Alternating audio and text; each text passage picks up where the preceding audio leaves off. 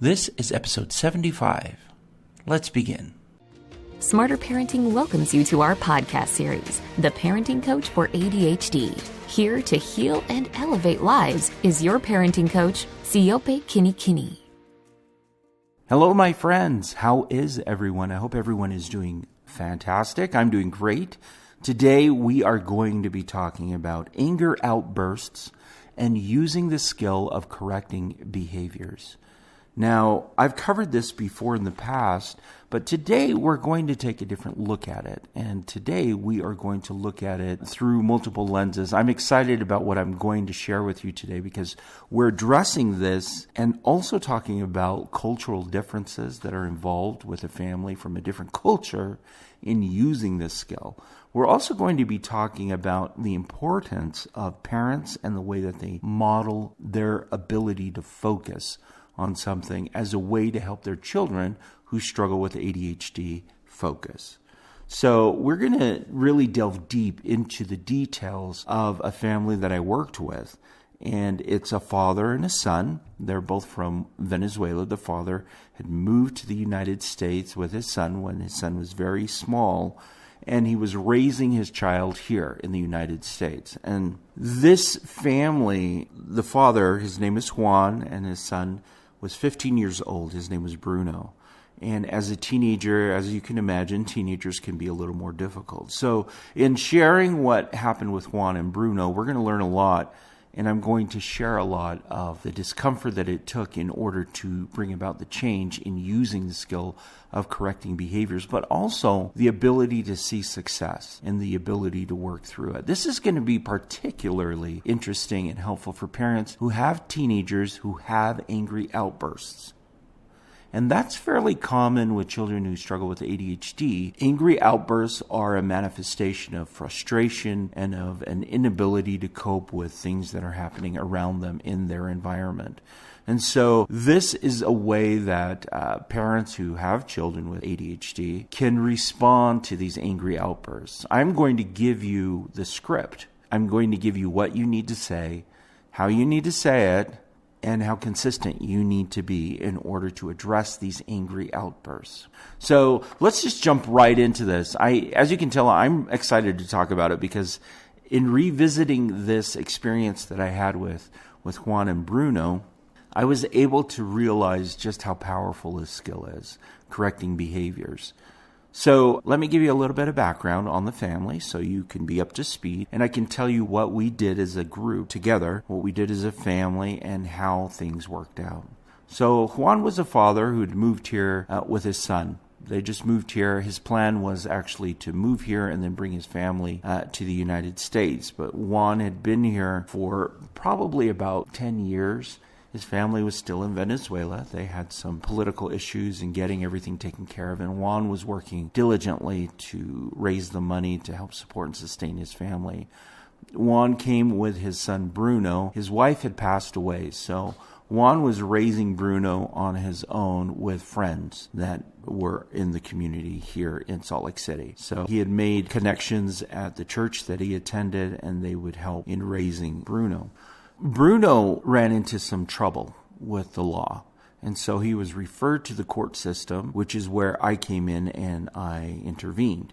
Now, if you are new to the podcast, I'm just going to reiterate this to make this a little more understandable for you, but my work was going into homes and helping families that were referred by the court system or by clergy or teachers or social workers, and in helping to maintain and keep the family together. So Bruno was on probation for various issues that were happening with friends. He was minimally gang involved, and I say minimally because they weren't really a gang. It was just a group of kids that were hanging out after school, causing problems. He wasn't going to school. He had all these issues going on, and his father would come back from work and address these issues, and he would be really upset. And so Juan and Bruno were having some issues, obviously, and I was called in to help Juan learn some parenting skills that could help him improve the communication with his child. Now, when I met with Juan initially, Juan wanted to punish his child. That was what he wanted to do. He wanted to go the route of, I'm just going to punish him every time he is disrespectful to me and he has angry outbursts. And what I noticed during the engagement when I visited their home was that whenever Juan would talk to his son would talk back to him, like immediately. And it wasn't a calm way of talking back. He actually would be very angry about it, and he would yell and scream back at his father. And his father would yell and scream back at him, and this just escalated. It looked like it was the cycle of behavior that was happening. That their cycle of behavior was Juan would want to talk about something serious, and Bruno would become upset, yell back at his father. His father would get upset and yell back at Bruno. Bruno would then yell back at his father, and it would just continue in this cycle. Now, when I initially went into the home, of course, Bruno was well behaved for the first week. But the intervention that I was required to do required me to be in the home for roughly around 10 weeks. And during that time period, I actually became part of the family. So I would come in, spend a couple of hours, get to know them, understand their schedule, find out what was happening in the home. And this intervention, which is called Families First, continues here in Salt Lake City. In fact, there are workers that continually do this, and it's a highly successful program. So that was my job, was to come into the home, get to know Juan, get to know Bruno, and then to start teaching them some parenting skills, some skills that they could both learn in order to communicate better and to work through these angry outbursts so they can communicate about what their goals were and how they needed to progress and proceed. After talking to Juan, who wanted to focus on punishments, we came to the understanding, and he agreed, that the better thing to focus on was just correcting his child's behavior when they communicated and to decrease the anger outbursts that were happening in their communication, to break this cycle. And in working with Juan, we started to talk about his upbringing and the way that he communicated with his family in order to give me some context of how he addressed it before and how the system was created with his son Bruno. And Juan came from a culture and from an environment. Now, I'm not saying this is true of all people from Venezuela, but at least where Juan was growing up with his parents, children were actually not supposed to communicate back to parents. In the environment that he grew up in with his parents, the expectation from his parents was that he was to be seen but not heard. And so Juan reported to me that he never talked back to his parents. And so to have his son talk back to him made him even more upset and more angry. And he even focused on that during one of the conversations, that this isn't who you are culturally. This is not appropriate for you to be talking back to your elders and disrespecting your elders this way. So in working through this idea of what Juan and his expectations were for Bruno, we also explored, okay, so this is your expectation, which leads to your additional frustration, and your additional frustration feeds into the system of miscommunication. So your anger outbursts are actually modeling for him a way for him to respond back when he's feeling angry and frustrated. That discussion was a difficult one to have with Juan. However, he recognized that by him responding in an angry way to his son, actually invited his son to respond angrily to him, and that it modeled that type of behavior. And so we had to take a step back and evaluate how Juan was going to communicate with his son in a more effective way.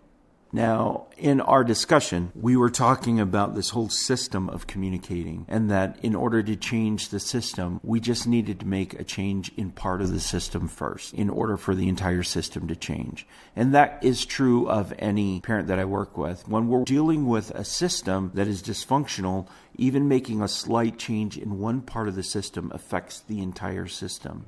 And so with Juan, I expressed to him that having Bruno change at this point, because he had been behaving this way for so long and consistently for years, that it would be easier for Juan to make the changes and then to work in helping his son make the changes. So we did that.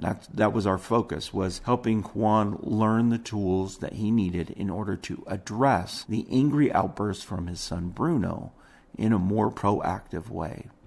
So we started to talk about anger. We started to discuss anger and how to move that aside and not be the default emotion that he would go to whenever his son was disrespectful, but how to breathe deeply and remain calm and to be in control of his own faculties throughout the interaction with his son. It was an interesting discussion to have with Juan. Juan felt burnt out. He was tired. He was exhausted. He was riled up. He was angry. And so we talked about how anger consumes a lot of energy. Now, in talking with Juan about how anger consumes a lot of energy, we started to formulate a plan on how we were going to communicate this with Bruno, his 15-year-old, in a way that Bruno could understand. So, as you can see, throughout this intervention with Juan and with Bruno, I was working with Juan on helping him identify how his behavior was contributing to these anger outbursts and how he needed to control that, and also the implementation of the new skill, which was correcting behaviors. And we were preparing ourselves to teach his son in the future this skill. So we didn't immediately go to Bruno and say, Bruno, you need to fix this, boom, boom, boom. We actually focused on Juan first as a parent because that part of the system was easier to change and alter in order to change the entire system. And then we would go to Bruno and work on the skill. Again, we're working on Juan, and we will be including Bruno once Juan is able to implement the skill successfully on his own. It took about 2 weeks for me to get Juan into a place where he could work on the skill. And after that, it took another week and a half for us to role play and practice the skill successfully. So we decided to use just one specific instance. Whenever his child would be disrespectful and have an angry outburst to a response from Juan, Juan would remain calm and he would go through the steps of correcting behaviors. Now I'm going to go through the steps so you can be familiar with what I did with Juan in order to work through this. The steps to correcting behaviors are the following. There are 7 steps. First is to get your child's attention. Second is to express empathy. Third is to describe the negative behavior that you're witnessing. Fourth is to deliver a consequence for that behavior. Fifth is to describe what do you want your child to do instead, so a positive behavior. Sixth is to give a reason why the new behavior is important for your child to do, using a reason that is important to your child. And then 7th is to practice the new behavior so the child becomes used to behaving in the new way. So let's go back to all the steps. First, get your child's attention. With Juan, simply having him state his son's name in a firm voice tone and taking a breath afterwards without yelling or screaming, but saying it in a firm way was the way that we determined he was going to do that. So instead of saying, Bruno, he would say, Bruno, and pause. That dramatic pause, I don't think parents realize just how powerful that can be, but silence can be your friend when you want to gain attention. Because when there is chaos going on and silence automatically happens or suddenly happens, it disrupts the flow of the anger outbursts.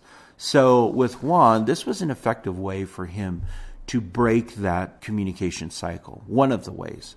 So stating his name. Right, Bruno. Short, concise, loud, enough, not yelling, and then with a pause. Second step was to express empathy.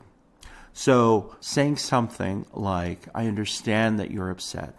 I can see that you are frustrated. What expressing empathy does is it tells the child, I am paying attention to where you're at right now. I get it. So Juan chose to say, I can tell that you're frustrated right now. That was expressed empathy. It doesn't take much more than that. It's just letting the child know, hey, I'm tuned into where you're at. I get you. I got you. Okay. Step number 3, describe the negative behavior. So to help Juan, we came up with the sentence, and we actually scripted this for him, exactly what he should say in order to help him remember and do it more effectively. So describe the bad behavior. What you are doing right now, Bruno, is yelling at me. It was as simple as that. One sentence, right? Describe the bad behavior. Step number 4 is to deliver a consequence related to the negative behavior. So the consequence was, because you are yelling at me, you cannot have time with your friends later today. You will have to stay home and communicate with me better. So we chose a consequence that could be immediate, that would have an impact right away. Chose a consequence that was meaningful for him because he wanted to be with his friend. So we delivered a consequence for that. Now, what we are doing at this point is we are connecting a negative behavior with a consequence. Can you see how powerful that is? It's like you're going to behave negatively. There's a consequence for that. Now what we're going to do is describe a behavior that he should do. Now we're giving him an off-ramp to this crazy freeway of anger. And we're saying, what you should do is talk to me in a calm voice tone. So that's what Juan decided he was going to say. What you need to do is talk to me in a calm voice tone. That's all he wanted, was this calm voice tone. And we're starting off small, of course. We're starting with something that is doable for Bruno. So we describe to Bruno what he should be doing instead, which is communicating calmly. And then we outline why it's important for him to do that. So for Juan, we came up with the option of saying, well, if you are able to communicate in a calm voice tone, I will allow you to spend more time with your friends later, although you still have to stay here for a half hour or 15 minutes. So we didn't take the consequence away for the negative behavior. But we did offer him an apple or a treat to say, hey, if you can fix this, you can be rewarded for it still, even though you still have to pay something for the negative behavior. Now, we wrote down everything for Juan, and we actually role-played it. And it took a while for Juan to be comfortable enough to do it on his own. We printed out the steps. There is a correcting behaviors worksheet on the Smarter Parenting website that you can use to help you write down what it is. And I highly recommend that parents do that. Write it down so you can see it clearly in your head. And what we found during the practices, as we continually practiced this skill, Juan became more and more confident in his ability to respond to anger outbursts. He knew what he was going to say, how he was going to say it, and what came next. He was also able to recognize that he could not become angry during an interaction because he was so focused on following through with the steps. And I told him that. I said, your child's going to want to behave even more radically initially to throw things off and bring things back to the way that he communicated before. He's going to use anger again as a way to push more buttons to get what he wants. But you need to stay consistent to the script. Stay consistent to the script.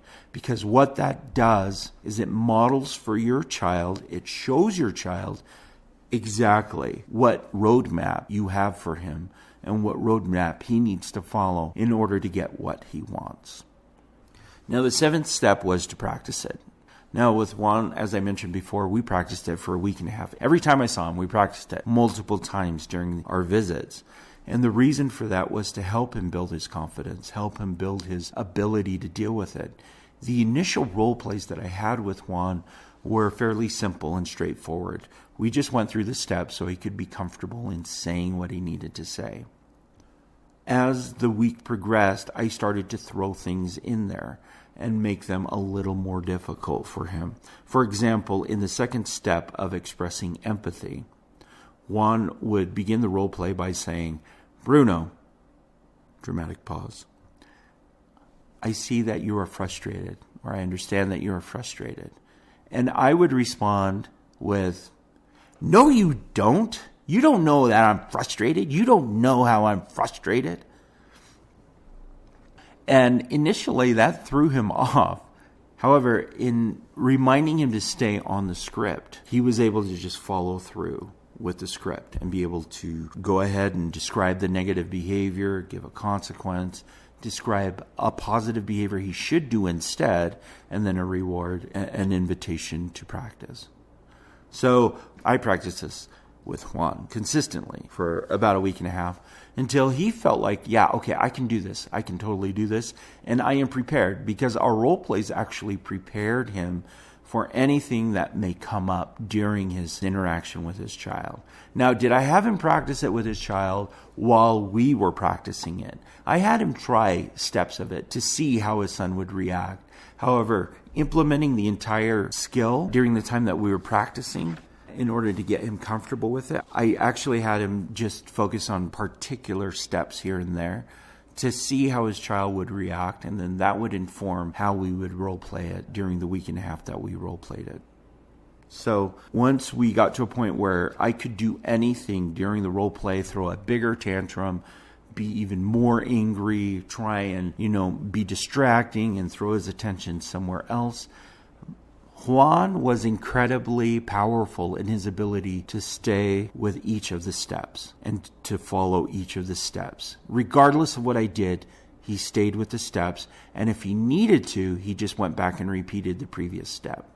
So there were times when I would throw that fit during the second step, which was express empathy, where he would say, I can see that you're frustrated. And then I would throw the whole, you don't know I'm frustrated, I am frustrated. And then I'd throw something, and then he would, instead of describe the bad behavior, he would go back and say, express empathy again.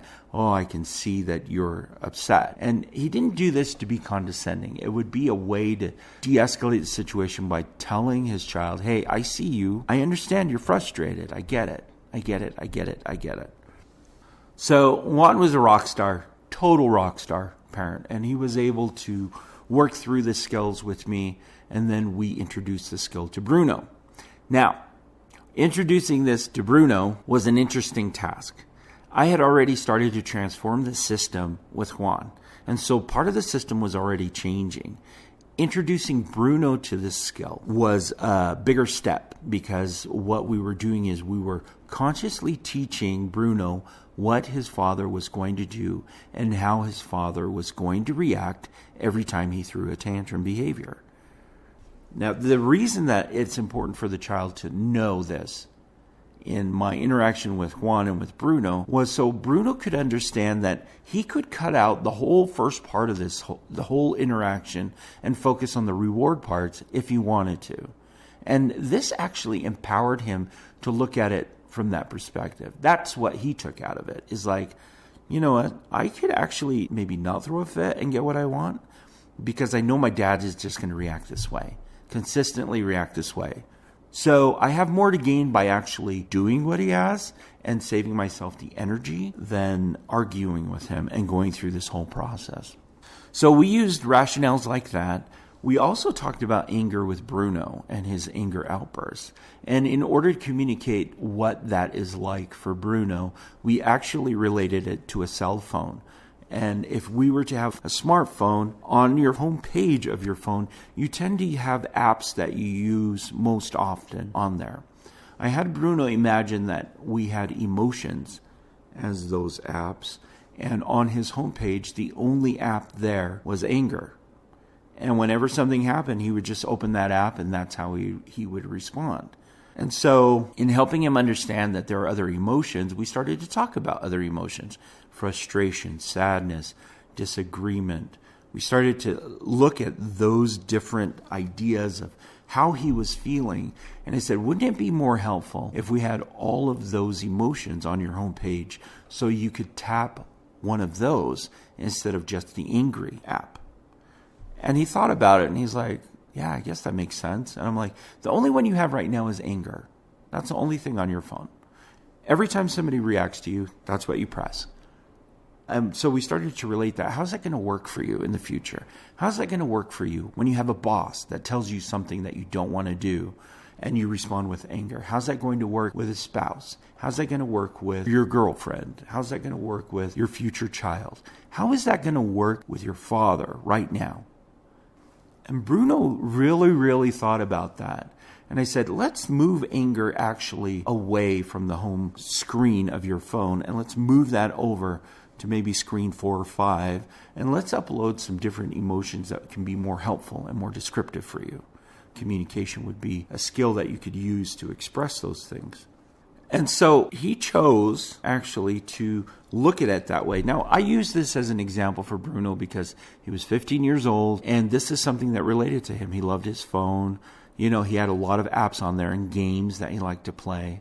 And so it made sense to him. And that's why I use this example for him. But right now I'm feeling it may be useful for you as a parent to relate to your child, that if they always default to just one app for everything, what's the use of the phone? What's the use of anything else? We also talked about how he expends his energy, and that like his cell phone, you only have so much energy throughout the day. The app for anger consumes so much energy. It is so difficult to keep that app running because it runs your battery out fast. And by the end of the day, you're just gone. So learning to move that app out of the way is more productive and helpful for him to get what he wants and to use what he wants on his phone for his own purposes and for his own enjoyment. It's important for kids to understand that, and for parents to understand that you are still expending energy throughout your day. Whether or not you're going to focus it on anger or on something constructive is entirely up to you. However, if you focus on anger, anger begets anger, and anger will continually feed itself. If you decide to focus on something else, you have a lot more options, and you can change, and you can adjust, and you can move forward, and you can grow from being able to have options. So don't run your battery out, kids, using anger as your default. Don't do that. You don't want to do that. So communicating it that way with Bruno really made sense. And I think it can make sense to you too. That's why I share it. Anyways, with Juan, we practiced the skill with Bruno. We practiced the skill of correcting behaviors, getting the child's attention. And we practiced the way that Juan was going to say his name, Bruno, in a firm, loud, clear way, and then take a pause. In order for Bruno to understand, okay, when my dad communicates to me this way, he's getting into this mode of, hey, he's going to make a correction here, and I have an option. I can take the off-ramp and calm down and deal with it in a positive way, or we can continue down this highway where my dad's not going to change, and he's going to address this negative behavior, and I have a lot more to lose. A lot more to lose. So we role-played it. We role-played it multiple times. And the reason that we role-played it with Bruno and with Juan was for two main reasons. The first reason was so Juan could be comfortable doing it with his son. So Juan could be comfortable using these words with his son and interacting with his son this way. There's one thing practicing it with me as, a guide, but there's another with actually practicing it with his son. The second was to help Bruno understand, hey, I have options here. Anger is not my first default. It should not be my first default. And I have choices. I can do something other than react angrily to my father when he asks me for something or asks me to do something, right? Now, let me tell you what this did for the family. At first, it gave Juan something that he could say and what he could do in a negative situation with his son when his son had an angry outburst. Juan also knew how to respond to his son without getting more angry and feeding this anger machine. Now, because of this, Juan could remain in control of the situation. Juan felt more resourceful. He felt more at peace. I remember talking to Juan during our last visit and how much more happy he felt because he was able to recognize that his behavior did feed into his son's angry outbursts, but because he was able to pull back and model how to remain in control and be consistent, that his son started to pick up on that and his son started to intervene. What it did for Bruno is it helped Bruno understand that, hey, I have choices here and that I don't always have to be angry. Angry is not helpful for me, and specifically with my dad. I cannot tell you how powerful this skill is. It is a super powerful skill. And I've kind of walked you through this outline of how I used it with this family, with Juan and Bruno. I've given you what we went through in order for Juan to be able to implement this. Now, one of the discussions that we had with Juan was the cultural issue, and that is that, well, this model seems really Western, and I'm from a different culture, and this is kind of weird. And in talking with Juan and why he moved to the United States, he wanted a better life, right? And I get that. And when we talked and delved deeply more into that, he wanted something better for his child, which is something that all parents do.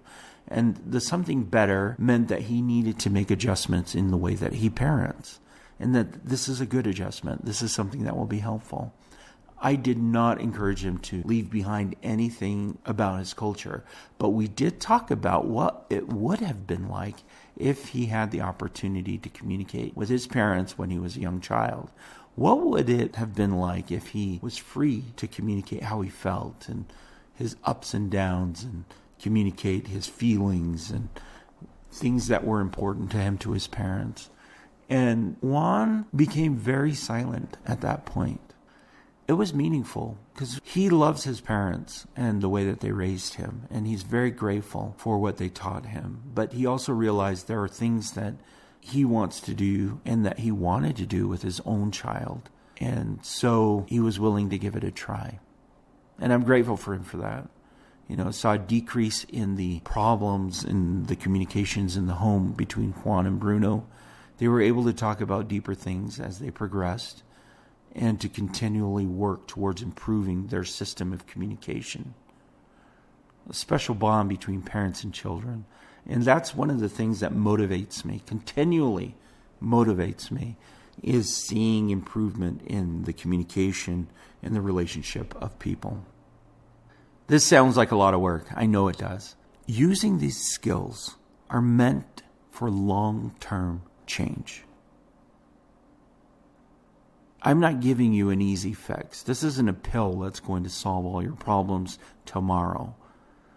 This is a muscle that requires attention, it requires exercise, and it requires discipline. But the more you exercise that muscle, the more you use it, the easier it becomes. And pretty soon, it's not even noticeable that you're doing it. Now, at the beginning of this podcast, I had talked about how this is helpful for focus. It is super helpful for focus, because if we can teach our child through our example that we are able to maintain focus and control of our emotions, they also will learn how to do that simply by watching us do that. The discipline that you expect from your child to control themselves should be something that you can actually do yourself. And that was a takeaway for Juan.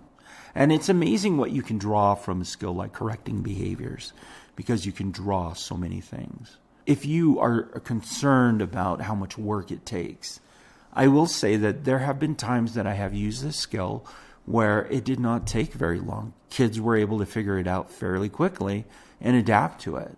However, there are instances where it's going to take a while for you to work through it, and that's okay. Understand that pain and working through the pain is a necessary part of growth. Absolutely necessary part of growth. And pain can be a teacher. It can teach us some wonderful lessons.